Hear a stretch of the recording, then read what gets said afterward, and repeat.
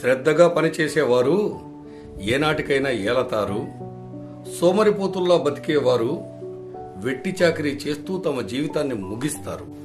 ఏ పనైనా మొదట కష్టంగా ఉంటుంది, మధ్యలో విసుగ్గా గందరగోళంగా ఉంటుంది, చివరికి అద్భుతమైన ఫలితాలను ఇస్తుంది.